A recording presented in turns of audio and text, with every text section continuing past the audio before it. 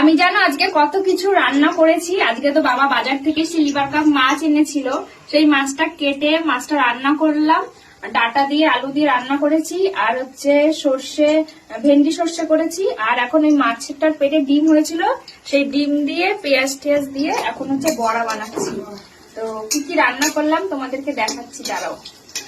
এখন এই যে বড়া ভাজা করছি, বড়াগুলো দেখো আস্তে একদম মানে একদম কমিয়ে দিয়ে হালকা আছে বড়াগুলো ভাজতে হয়, কেননা বেশি যদি বাড়িয়ে দিই না গ্যাসের তাপটা লেগে বড়াগুলো ওপর থেকেই কালার হয়ে যায়, মানে ভেতরে কাঁচা থাকে। এর জন্য একদম কমিয়ে দিয়ে আস্তে আস্তে ভাজতে হয়, তাহলে পুরোটা সুন্দরভাবে ভাজা হয়ে যায়।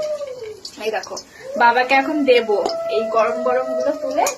বাবা এখন মাঠ থেকে বাড়ি আসলো, চলো তোমাদেরকে দেখাই আর কি রান্না করেছি। দেখো ভাত রান্না করেছি, আর এই দেখো মাছের তরকারিটা বাঙাল ডাটা দিয়ে মাছ দিয়ে আলু দিয়ে তরকারি করেছি, পাতলা পাতলা তরকারি, কারণ গরমের মধ্যে বেশি রিচ না খাওয়াই ভালো।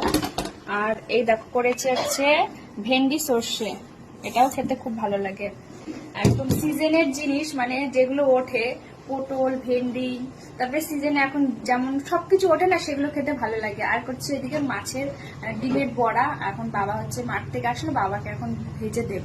এগুলো হয়ে গেছে, এখন তুলে নিচ্ছি এক এক করে।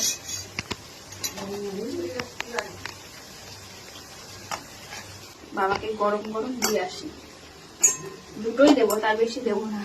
বাবা মাঠ থেকে এসেছে, বাবা খেয়ে দেখো তো ডিমের বড়া, গরম ভালো লাগছে। আর বাবা